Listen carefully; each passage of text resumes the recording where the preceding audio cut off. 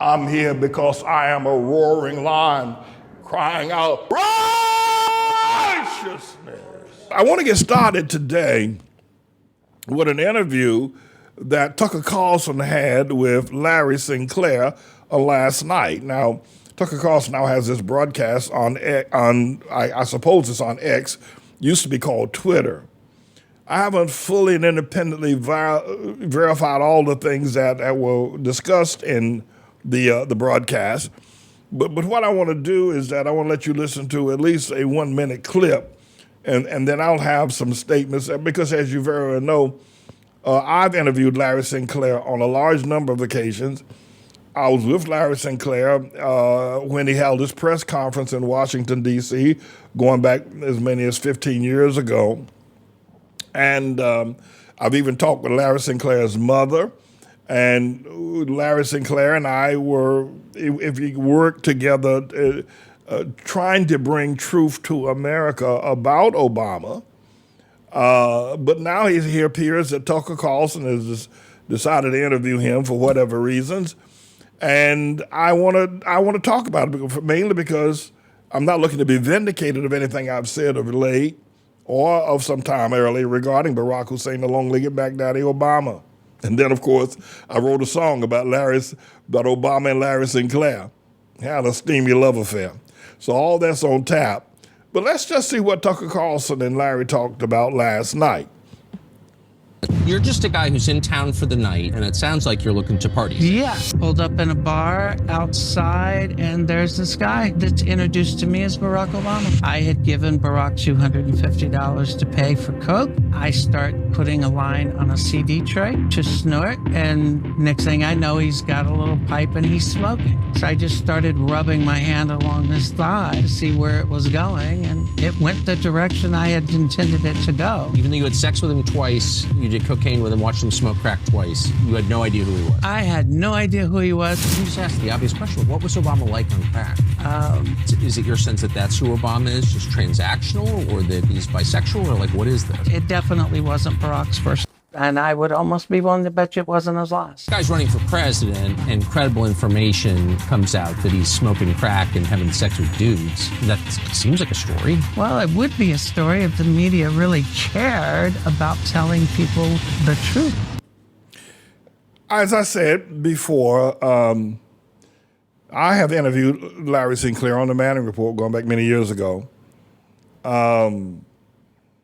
And as I also stated, I attended his press conference when the world press came to hear it. Actually, the press did cover this, but they did not do with it what they could have done in terms of exposing Obama. And there were a large number of reasons why. Obama had put together a committee called Fight the Smears. And this committee rose up to actually threaten the life of Larry Sinclair and to make sure that major corporations will withdraw themselves from television stations that broadcast Larry Sinclair or broadcast the truth about Larry Sinclair. In fact, I think at one point in time, there was a word put out on the National Security Police or some police force regarding Washington, D.C., if Larry Sinclair ever showed up, that they should be alerted to the fact that Larry Sinclair was making a statement that he had had sexual intercourse with Barack Hussein Obama. Now, I believe Larry. I believe Larry Sinclair. I believe what he said about Obama is true. There are a couple of ways we can break this down. And first, let's just look at the background and the foreground of this whole matter. Why is this important to me today? Well, more recently, we're now discovering that there were several things about Obama. One is that he was a closet homosexual and allegedly a closet cocaine, if you will, user. I interviewed a woman for 1 hour on this broadcast who told me how Obama, when he was in Honolulu in high school, that he was involved in trafficking in cocaine. And I verified these interviews in persons that I interviewed, including Larry Sinclair, and found them to be credible. But there is now being discussed that Obama's eligibility according to the 14th Amendment of the Constitution that he wasn't naturally born in America. Now, he was raised in America. For the first 9 years of his life, he spent in Jakarta, Indonesia, in an Islamic setting. His mother got married to a man named Sotoro, and then Obama was named Barry Sotoro, went to school there in a Catholic Muslim type school there in Jakarta, Indonesia, as Barry Sotoro. And his housekeeper, his nanny, was a transsexual person that fed him his meals, made some great beans and rice. And so Obama, from the year of like 3 years old up to 9 years old, when his mother and father were out at work, Obama was alone at home with a tranny. Now, this is documented fact. Even ABC News and others will not say that this is not true. He lived in Jakarta, Indonesia. And Stanley Ann, who then divorced or left Sotoro, who was the stepfather to Obama, and moved back to Honolulu at the age of 9 years old, Obama was. And he started his life there in a very prestigious school because his grandmother worked for a bank, and they obviously had some means. But Obama spent the rest of his life, teenage years, in Honolulu. The issue is now being raised about the 14th Amendment barring Donald John Tribulation Trump from running for president again, because the 14th Amendment and its clause number 3 of the 14th Amendment to the Constitution states that anyone who has taken an oath to defend the Constitution and then subsequently or afterwards leads any kind of an insurrection or gives comfort and aid to anybody who leads an insurrection against the government can no longer hold public office in America. That's what the Constitution says. And there are scholars now, including people like the conservative Justice Judge Luttig, and then liberal, if you will, law scholar Lawrence Tribe, who taught at Harvard for 50 years, have come together and agreed that Tribulation Trump is disqualified from running for president again because of his participation in the insurrection, or what I refer to as the assault on the Temple of Democracy, on January 6th, the year 2021. Now, Colorado, a group of I think, the state attorney general for the state of Colorado has filed a petition to keep Tribulation Trump off of the ballot in Colorado. The Friends of Liberty, I think is the name of the person that has filed, alerted several attorney generals of several states that they need to do likewise. If that takes place, that Trump cannot be on the ballot in New Hampshire or in Florida or in Atlanta, or Georgia rather, then obviously he can't be president. He's going to need those states to win the presidency. However, I'll do more teaching in the details of this, of the prophecy of what will come later, because if these states then begin to take measures to bar Tribulation Trump from running for president, because the clause 3 of the 14th Amendment to the Constitution is self-executing. That is to say, you don't have to have a trial or a hearing. It's like someone showing up to run for president who's only 30 years of age. The Constitution says you got to be 35. The Constitution says you cannot have been involved in any way in an insurrection against the American government. If so, you're barred from running. Now, this matter probably going to end up in court. But that's not really what I want to talk about today. There are two things I want to discuss today. One is that I believe Larry Sinclair. I'm curious as to how Tucker Carlson decided to dig Larry Sinclair up after all these years. But the other is that I took a very strong stance, led by Almighty God, his name is Jesus, that Obama, he was neither black and he was neither the president. Now, a lot of people will think that, Pastor Manny, this is a stretch. You're just trying to cover up for what took place back when Obama was alleged to have been won the presidency back in November of 2008, and you said he wouldn't. Well, no, I'm not trying to do that. I am not. I'm simply presenting facts. And you can do what you will with the facts. And the facts I'm presenting is based on the Constitution. But let's start with a more obvious fact.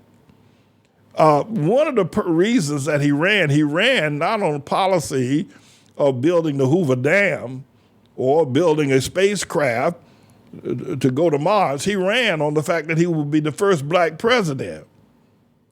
The Bible contradicts that. It not only contradicts, but corrects that. The Bible indicates that you are the race of your mother, not your father, because you come out of your mother's skin. Your mother feeds you for 9 months. Your mother's blood system circulates through your body for 9 months. What your mother eats, what your mother is what you are for 9 months. And if your mother is a white person, then you are living and eating and breathing, as it were, a white woman's anatomy. So you can't be black if all that you've done for the first 9 months of your life is white. Even though your father may be black, who impregnated your mother, that's not how you are gestated. You are gestated by a white woman. So Obama wasn't black.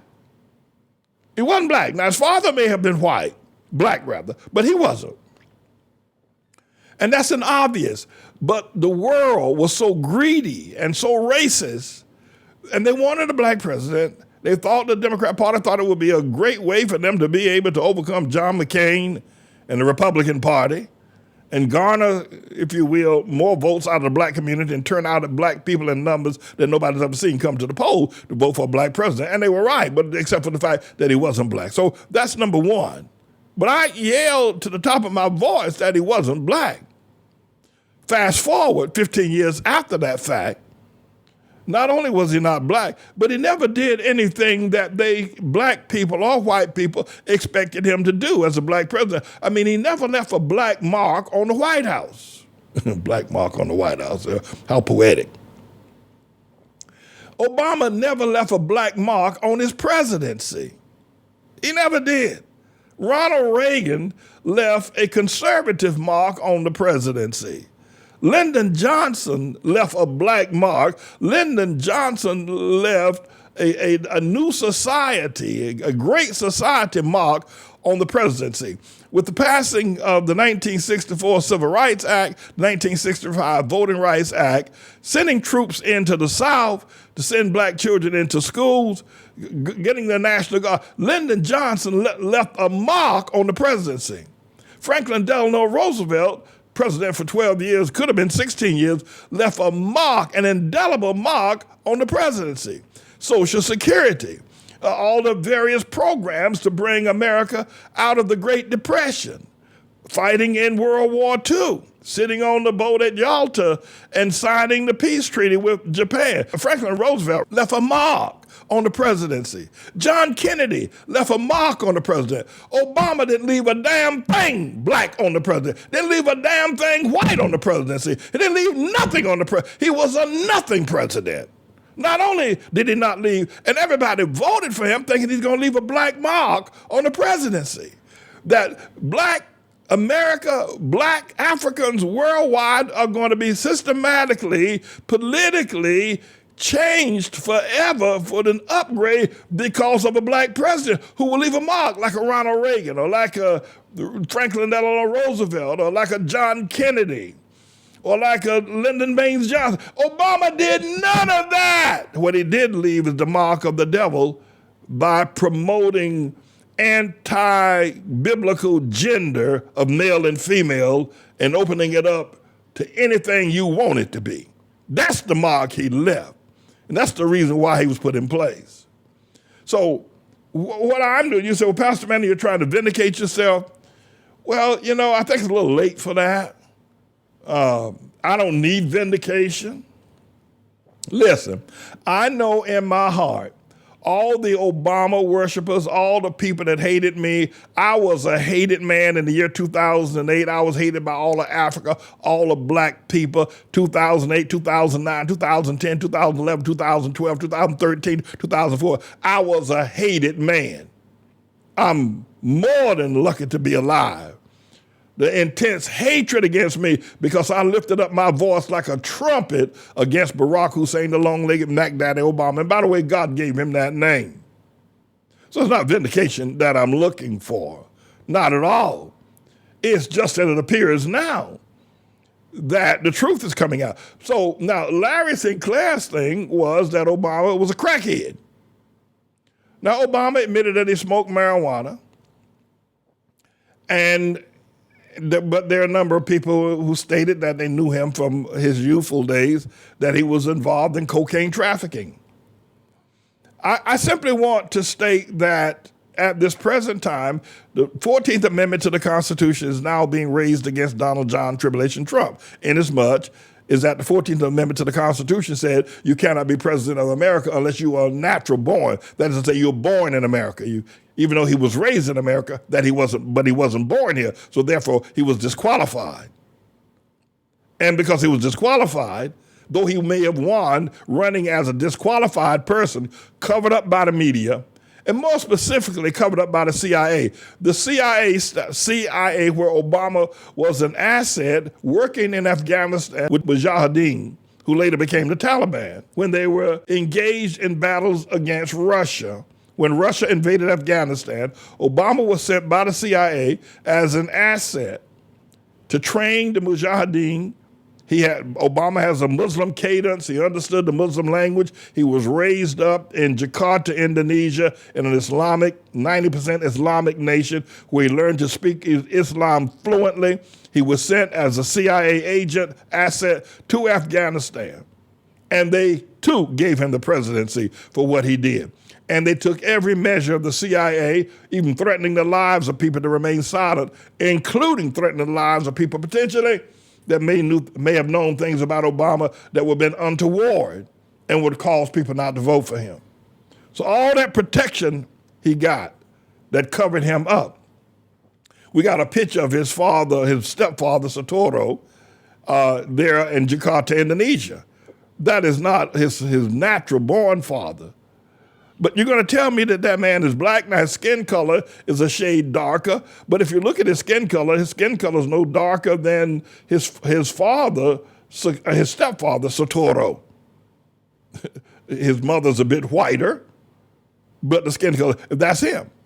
So what we want to be able to do here now is, so Tucker Carlson has raised this as an issue.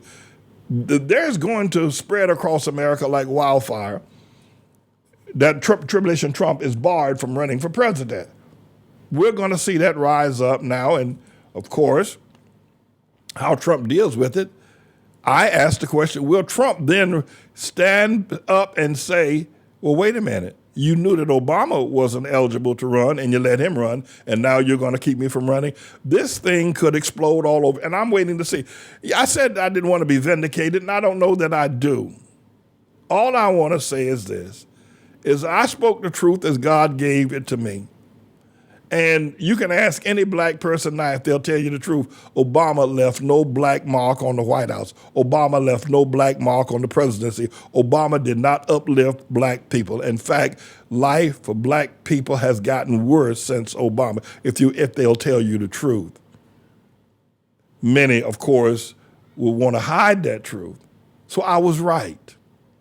And people have come up to me now. One woman came up to me a couple of weeks ago. I was standing outside our church. She said, Pastor, man, I used to hate you because of all the things you used to write about Obama on your announcement board outside in your courtyard 15 years ago. She said, but I didn't understand. I didn't understand you speaking the truth. And she said, Pastor, man, I want to apologize because Obama didn't do anything for anybody. She said to me out of her own mouth, Obama don't care anything about anybody. Don't care anything about Harlem or black people or anybody. And you were right. And she said, what an honor it is to stand in the presence of a man of God like you. So let's see if Donald Trump will raise the issue. If Donald Trump goes back to being a birther, because that's going to be his only defense.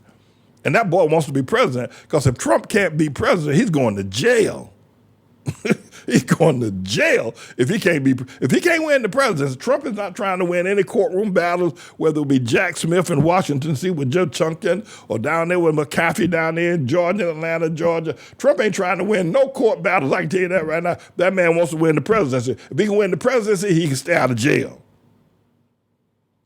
If they can lob the 14th Amendment of the Constitution, Segment C, against Trump, that will bar him from, in some states, liberal states, or even a state like Georgia, writes him off and says he can't run in the state of Georgia, his chances of winning the president will be slim and none. So how's all this going to turn out? It's going to be a very tumultuous, if you will, fall and summer of next year. You need to get ready. But in the items that Larry Sinclair has stated, that Obama has served as a state representative in Illinois. They gave Obama $250 to buy some coke. He put his hand on Obama's leg and started rubbing up towards the family jewels. And Obama let him go all the way to the family jewels. By the way, let me let you listen to the song I wrote years ago. This is a younger Manning from a different setting of the Manning Report. And I'll close out with this. Obama and Larry Sinclair had a steaming love affair. Obama and Larry Sinclair had a steamy love affair. Larry looked into the eyes of Obama, the Mack daddy, and they put a spell on Obama, the Mack daddy. Obama said to Larry, "Oh, you're just my style and my kind. Oh, you look like just what I want, my man, woman, and half whatever look to look like. Oh, yes, oh, yes, oh, yes." Obama and Larry Sinclair had a steamy love affair in the back of a limo, and then at the Holiday Inn, they had a steaming love affair. All right, so there you got songwriter and poet Pastor Manning and Obama, Larry Sinclair.